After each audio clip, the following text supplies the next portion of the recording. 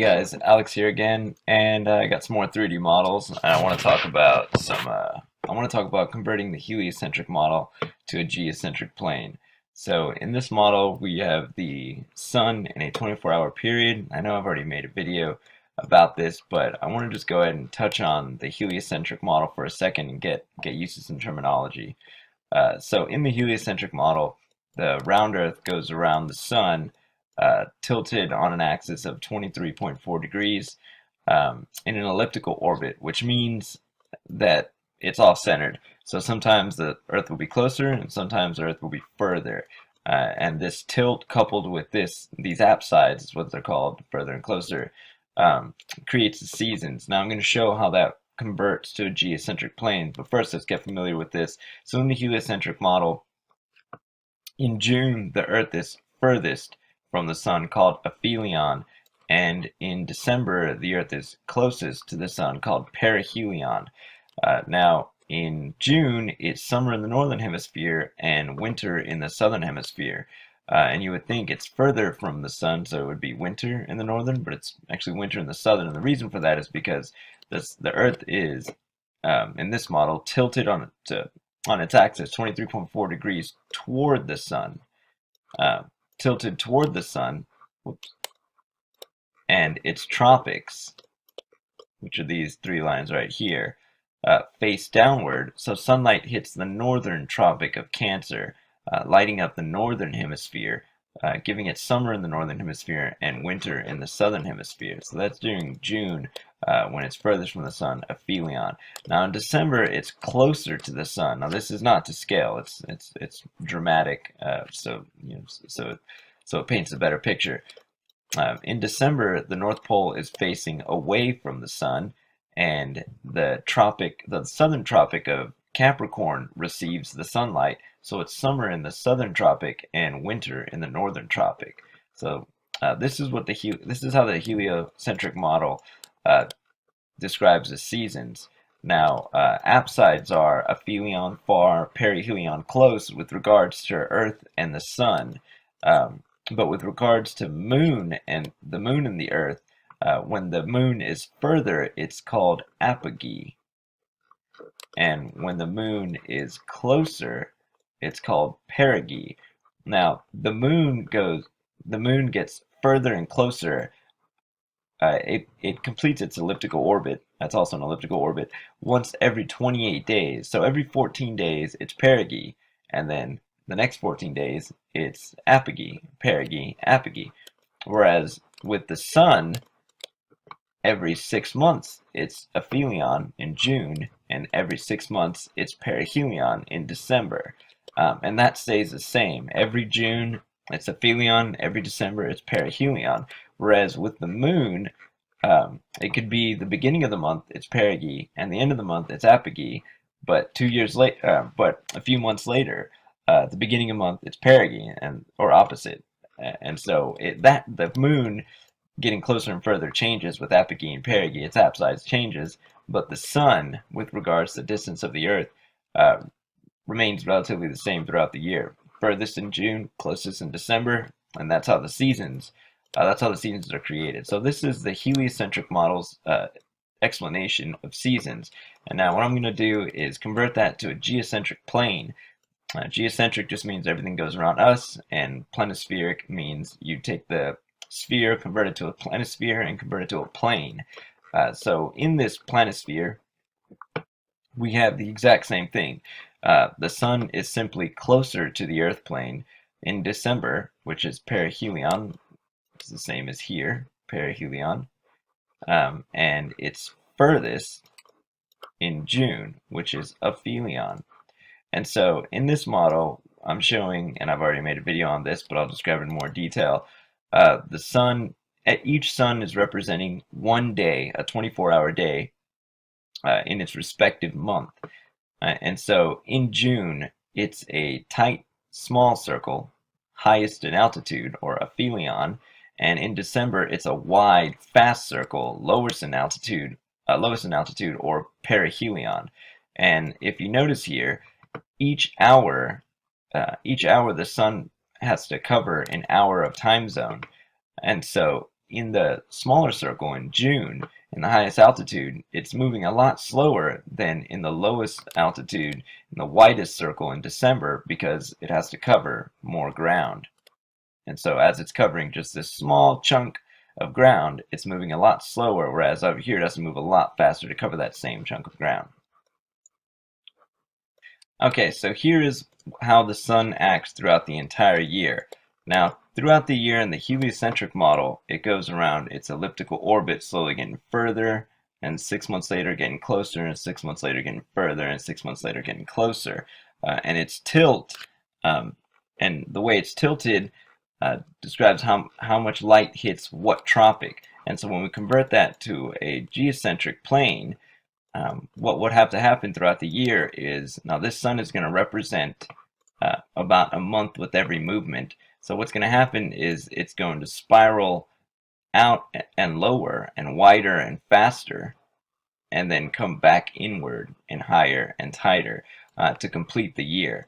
And so the reason it does this, is because it has to go lower in altitude to reach the Tropic of Capricorn and higher in altitude to reach the Tropic of Cancer in the northern hemisphere, or hemicircle in this geocentric plane. And so that creates the seasons. So while the geocentric model uses an elliptical orbit and the tilt, the geocentric plane simply has the sun rising higher and lower in altitude and getting tighter and wider over the tropics of Cancer and Tropic of Capricorn. And now it's been said that I believe Broccoli, I think is his name, that as the sun comes higher and lower, it actually creates a vortex. And so this is some interesting stuff to look at. That if it is doing this kind of movement, it would be creating some kind of vortex. And so that'd be something interesting to look into. I have a 14-day lunar cycle of the sun and moon, and let me get that back to the first scene. There we go. A lunar cycle of the sun and moon and a full 14 days. And so this was almost 400 frames, so I wasn't able to do the full 28-day cycle, but this is what it would look like with the sun and moon and the moon's phases over a 14-day period. So when the sun and moon are when the moon's directly above the sun, or they're side by side together, you have a new moon. And in the heliocentric model, that just means the sun is behind the moon. And in the geocentric plane, according to Vedic cosmology, the moon is higher than the sun. So I'll go ahead and start the animation. Now, they take off together, completing an hour every hour in time zone. Now, as it passes midnight, the moon slowly lags behind, creating a young moon. And right here I show the sun and moon getting further and further apart, creating the phases of the moon. Now, every time the sun completes a full 24-hour solar day or passes the midnight mark here, the moon slowly lags behind further and further, and you get another phase of the moon. And so from below, to an observer below, if we look from down here in California, looking up, you would see the sun rise and set and the moon rise and set behind it during the crescent phases. And so when you look up in the sky and you see blue sky with the little nail of the moon on a crescent phase, this is how that's described in a geocentric plane. And you see how the moon slowly lags further and further behind. And so as the moon lags further and further behind, you get a quarter moon when the sun and moon are 45 degrees apart. And so that's a quarter moon. And when they're 180 degrees apart, you get a full moon. And then the 14-day cycle mirrors itself and catches back up in the waning phases. These are the waxing phases. So here are the waxing phases as the moon slowly fills up with light, lagging behind the sun. And then after the quarter phase, you start getting gibbous phases. And it's just the sun completing its 24-hour cycle, and every day as it passes midnight, the moon slowly lags behind it. Now, the way I'm doing it is a dramatic lag right when it passes midnight, but in reality, it's a very fluid motion. And in reality, they're not full 28-day cycles, and so sometimes the cycle changes. It's very bizarre. Ancient maps use lunar calendars instead of solar calendars, and so as soon as the sun passes midnight again, you'll see that they're 180 degrees apart, and you have a full moon. So the moon is completely lit and visible to an observer down below. So that's a 14-day lunar cycle, and it would catch as soon as it passes midnight again. It slowly lags behind until it catches back up with the sun and starts over in another new moon. We have the precession of the equinoxes, and what that basically means is precession is to move backwards or to proceed backwards, and the equinoxes, more specifically, is the vernal equinox, or March 21st. Sometimes that's March 20th. Now, if you were to look at the sunrise every day on March 21st and see what constellation it's behind, you'd be looking at the precession of the equinox, because every year it would slowly lag behind a few arc minutes. Whereas every 2160 years, it lags all the way back to a different constellation, one of 12 in the Vedic or astrology constellations or horoscope constellations. And so in this model that I made, I'm showing 2160-year cycles of precession. So what that means is right now we are about to enter the age of Aquarius, and so we're in Pisces, but we're towards the end of Aquarius. So in this model, it's kind of hard to comprehend what's going on here, but it's basically making a 12-point star touching every single constellation. So as it completes its full circle, that's 25,920-year precession of the equinox cycle. And so as it moves up and down, that's 1,080 years, 1,080 years, 1,080 years. And so as it comes down and up, that's 2,160 years, or 30 degrees of precession as it moves backwards through the 12 constellations in the sky. Now, modern science and the heliocentric model will tell you that the Polaris star is moving, and that this precession of the equinox will move the entire constellations in the northern circumpolar constellations. But we don't have any proof of that happening, and it's just speculation at this point. So here's a little model that I made showing the precession of the equinox over a 25,920-year cycle, moving backwards every 2160 years. So that's my model, showing the heliocentric model converted to a geocentric plane. Hey guys, Alex here, and I made a 3D model using Google SketchUp of the lunar cycles, a 28-day cycle of the sun and moon, traversing the flat earth plane using Gleason's 1892 New Standard Map of the World, because it's my favorite azimuthal equidistant projection. Now, I have the North Pole down here, I have Polaris up here, and I have the sun and moon here. Now, the moon is higher in altitude because in Vedic cosmology it contends that the moon is higher in altitude, and I'm completely obsessed with ancient Vedic cosmology. Also, when I first saw this Gleason's 1892 azimuthal equidistant projection, I didn't really understand what these stars meant. It wasn't until I made this model and aligned Polaris with that top star that it began to make a lot more sense that it's directly above, kind of like the Dakota map. And so here is the 28-day cycle as seen from above. Now this is over the equator, so it would be during the equinox. And they're off. So this would be a young moon, and as the sun passes 6 p.m., you have 6 a.m., you have a waxing crescent. As the sun passes noon, you have a waxing quarter. As the sun passes 6 p.m., you have a waxing gibbous, and when the sun hits midnight and the moon hits noon, you have a full moon, as they're 180 degrees apart, and that completes the waxing phases. And that's the 14th day, and now we'll begin the waning phases, which is another 14 days. So as the sun passes 6 a.m., you have a waning crescent, and as the sun passes noon, you have a waning quarter, and when the sun passes 6 p.m., you have a waning gibbous, and the sun catches back up at midnight, and you have another new moon. So this is my 28-day cycle with the moon. Let's get another angle here. So you can see how the sun and moon traverse the flat earth plane um, according to Vedic cosmology. And of course, the sun lights up half the plane at any given moment. And so when I was making this, I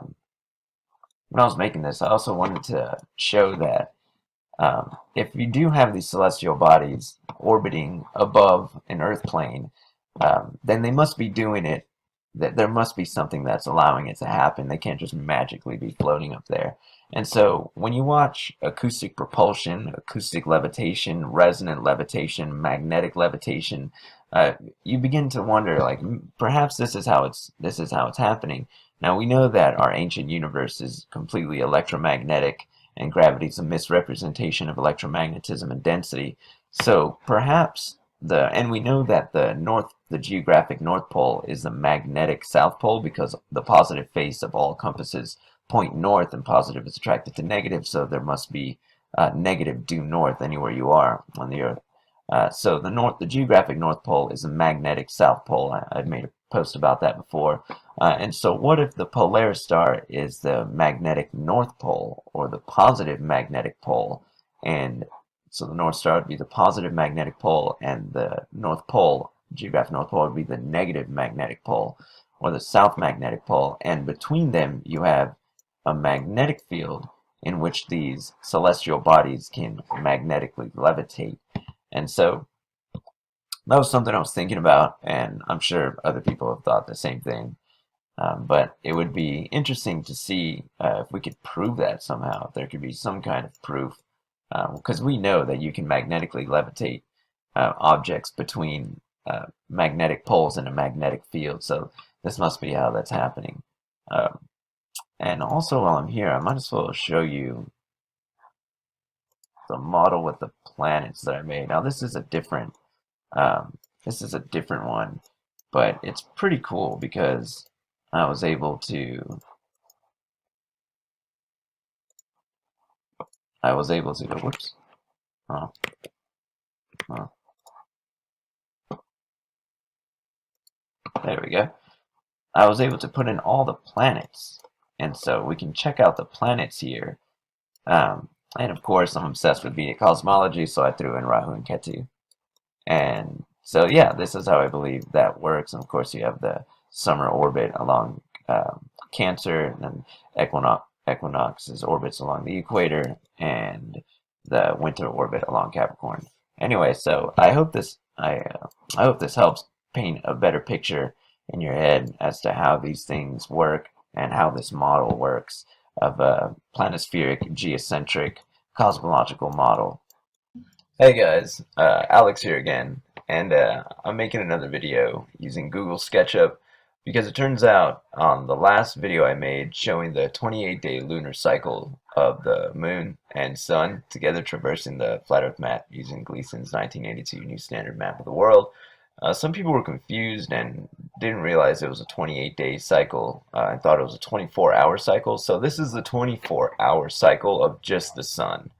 Now I didn't add the moon here because the moon stays right next to the sun on the first 24 hours, and then on the second day they complete a circuit together and it's slightly further apart, and on the third day they complete a third circuit and it's slightly further, even more further apart, and on the fourth day a little further apart, fifth day a little further apart, until the 14th day where they're 180 degrees apart. Now that's what I was trying to depict in the last video of the 28-day cycle, showing that the full moon was a 14-day cycle.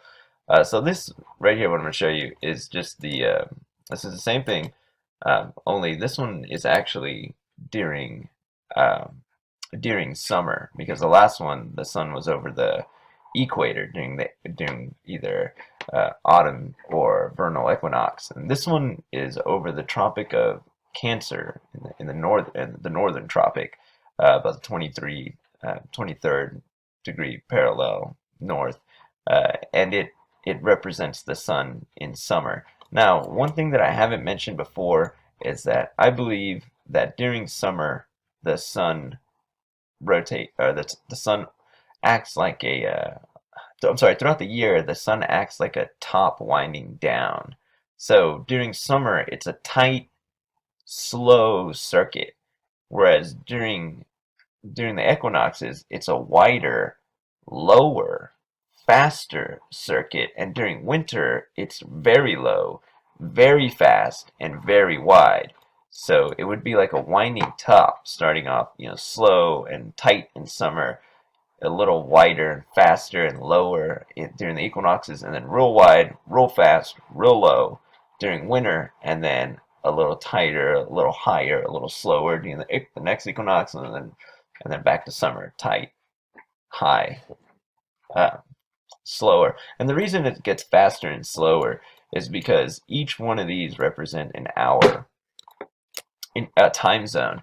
And so for the United States, you'd have Pacific time, Mountain time, Central Standard Time, which is my time zone. Um, I believe this is Eastern time, or I got those two confused. But anyway, you have negative, 8, 7, 6, 5, and 4. And so I believe that's how that works. But these are the time zones, and Gleason was kind enough to add them in there for us. That's why it's one of my favorite azimuth equidistant projection. So anyway, on with the animation. So this is a daily circuit. Now it's basically just the same day over and over, because if it was completing a day, it would be slowly getting lower, faster, and wider. And so the reason for that is because at the speed it's going here, this is traversing every time zone in exactly 1 hour. Now look what the time zone looks like out here. Look what 1 hour looks like out here over the Tropic of Capricorn in the 23rd degree south parallel. It's actually a lot wider than the 23-degree north parallel over the Tropic of Cancer.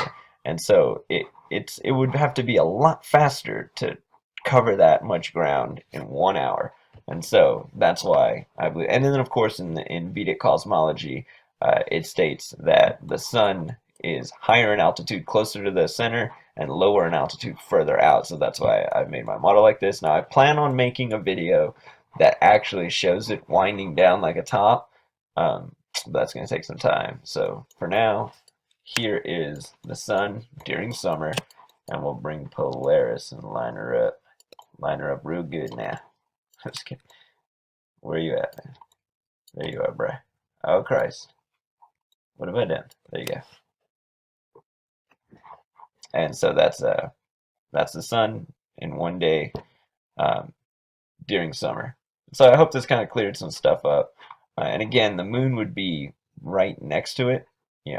During a new moon, it would complete a circuit side by side, and then on the second day it'd be a little lagging behind it, the third day lagging a little further, fourth day lagging a little further, until the 14th day when it's lagging so far behind that they're 180 degrees apart. And then for the next 14 days the sun slowly catches back up with the moon. So on the last video it was a 28-day cycle. This is a 24-hour cycle. So yeah, that's my 5-minute video on the summer solstice motions of the sun over the flat earth plane. Hey, what's up guys? Alex here again with another 3D model using Google SketchUp. And today I'm going to be talking about the sun's movements during the seasons. And so I've made this nice little 3D model using Gleason's 1892 New Standard Map of the World. And so, as always, according to Vedic cosmology, I have the sun highest in altitude during summer, lowest in altitude during winter, and then, of course, as we know, the sun is over the Tropic of Capricorn in the 23rd degree north parallel during summer, and over the equator during equinox, and the 23rd degree south parallel during winter over the Tropic of Capricorn. And as always, Polaris up here and the North Pole down here are magnetic north and magnetic south, with our magnetic objects magnetically levitating in their orbit respectively. And so let's go ahead and get on with this animation.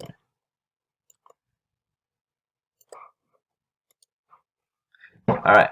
So as you can see, the summer sun. I'm sorry I couldn't get this to move with it. I don't know why I couldn't, but the summer sun moves a lot slower than the winter sun, and the reason for that is because I mentioned this in the last video of how much ground it has to cover, and so. Oh, I gotta pause this. I learned that I need to pause this in order to get it. There we go. And so the sun moves. Maybe I can get these. Oh, there we go. And so the sun moves a lot faster during winter and slightly faster during the equinoxes because of how much ground it has to cover. And as you can see here plainly, in order for the sun to traverse an entire that much landmass in 1 hour, it would have to be moving substantially faster than in summer. And so yeah, this is my little 3D model that I made. Wasn't gonna make a full 5-minute video. Just wanted to make a quick little 2.5-minute video so you guys could see how this looks. Now these are all individual days. This doesn't represent a week or a month or a year. It just represents how they look individually in each 24-hour day.